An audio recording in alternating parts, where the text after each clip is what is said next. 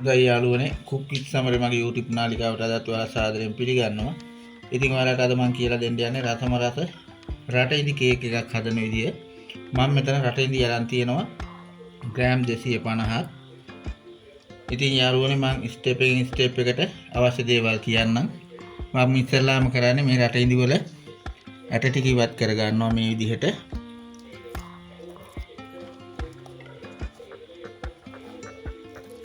ඇට ටික ඉවත් කරගෙන යාළුවනේ අපි මේක පොඩි කෑලි වලට මෙහෙම කපා ගන්නවා.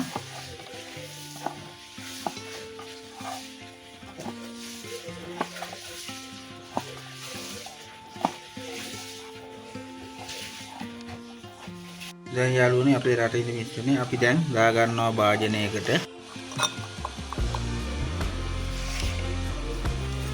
දැන් යාළුවනේ අපි අපේ රටේ ඉඳි මිශ්‍රණයට උණුසුම් වතුර පැහෙන වතුර මේ විදිහට මිලිලීටර් 100ක් අපි එකතු කර ගන්නවා.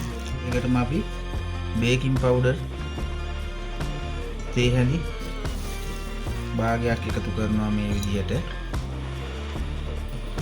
ඊට පස්සේ යාළුවනේ ආප්ප සෝඩා නැත්නම් බේකින් සෝඩා තේ හැඳි භාගයකුත් අපි එකතු කර ගන්නවා. එකතු කරගෙන මේක අපි හොඳට මේ විදිහට පොඩි කර ගන්නවා. මේක හොඳට පොඩි වෙන්න මේ උණු වතුර දාලා තියෙන හින්දා පොඩි වෙනවා. ඒ හින්දා අපි මේ විදිහට පොඩි කරගමු.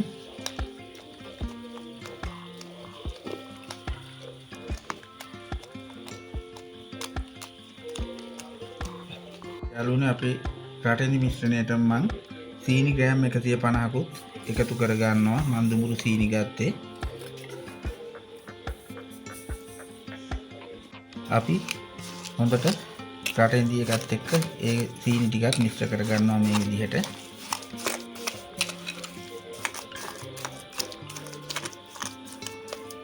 හොඳයි යාළුවනේ දැන් අපේ මිශ්‍රණේ හරි. මේක තවම රස නැති වෙන හින්දා අපි මේක නිවෙන්න පැත්තකින් තියලා මම මේකට ලුණු චුට්ටකුත් එකතු කරගත්තා.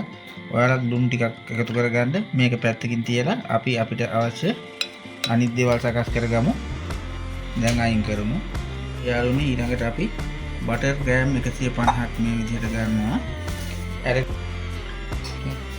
ඊළඟට අපි මේක පොඩ්ඩක් දිය කර ගන්න ඕනේ.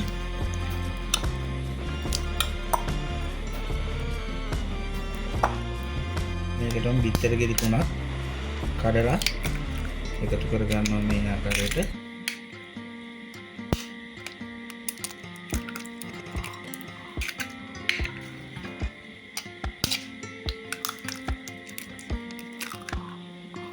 ඊට පස්සේ යාළුවනේ ඒකත් අපි හොඳට ක්‍රීම් එකක් වෙනකන් මෙහෙම බීට් කර ගන්න ඕනේ, දිය කර ගන්න ඕනේ.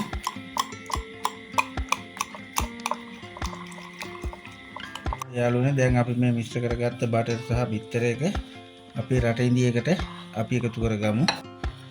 මේ විදිහට අපි එකතු කර ගන්නවා.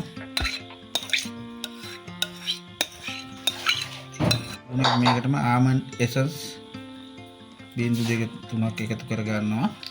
එසන්ස් බින්දු කීපයකුත් එකතු කර ගන්නවා. පාන් පිටි ග්‍රෑම් 150ක් අපි එකතු කර ගන්නවා.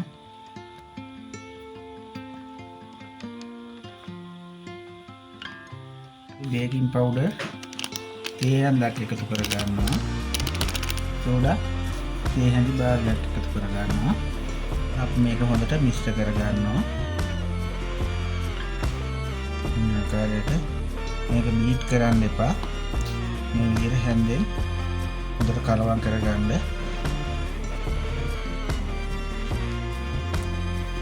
ඉතින් යාළුවනේ ඊට පස්සේ මේ මිශ්‍රණයට මම කජු මද ග්‍රෑම් 50ක් මේ විදිහට එකතු කරනවා. ඔයාලා තියෙනවා නම් කජු මද ග්‍රෑම් 100ක් හරි කමක් නැහැ එකතු කරගන්න. හරිම රසයි. ඔයාලා මේ විදිහට හොඳින් කලවම් කරගන්නවා. මේ පදම එන ගන්නට ඔයාලා පිටු මිශ්‍රණය හදාගන්න. ඊළඟට අපි මේ වගේ තැටියක් ලයිනින් කරගෙන අපේ මිශ්‍රණය මේ විදිහට අපි එකතු කරගන්නවා. ඒ අතරතුරේ මම oven එක සෙල්සියස් අංශක 180 උෂ්ණත්වයට රත් වෙන්න තියලා විනාඩි 10ක් ඊට පස්සේ තමයි මේක දාන්නේ. මම මේ විදිහින් oven එක සෙල්සියස් අංශක 120 උෂ්ණත්වයට රත් වෙන්න තියලා තියෙන්නේ. ඊට පස්සේ අපිට මේක ගානට මෙහෙම හදා ගන්න පුළුවන්. හදාගෙන අපි oven එකට දා ගන්නවා. යාළුවනේ අපි oven එකට අපේ මිශ්‍රණය දාලා බලමු. අපි මේක විනාඩි 30ක් 40ක් අතර කාලයක් 180 උෂ්ණත්වයේ බේක් කරගන්න ඕනේ.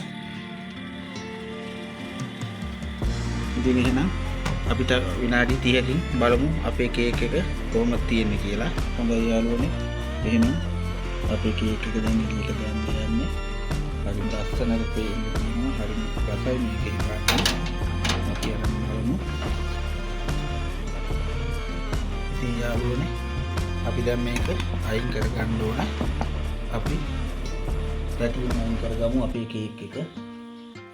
ඉතින් යාළුවනේ අපි මේක කපලා බලමු අපේ කේක් එක කොහොමද තියෙන්නේ කියලා.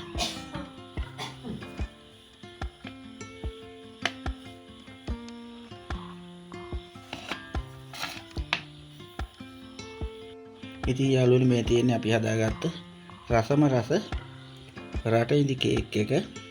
මේක හරිම සොෆ්ට් එකට තියෙනවා, ඔයාලට පේනවා ඇති.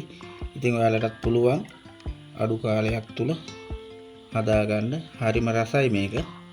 ඉතින් එහෙනම් යාළුවනේ cook with Samaria මගේ YouTube නාලිකාව subscribe කරන්න කියලා ඔයාලගෙන් ආදරෙන් ඉල්ලා සිටිනවා.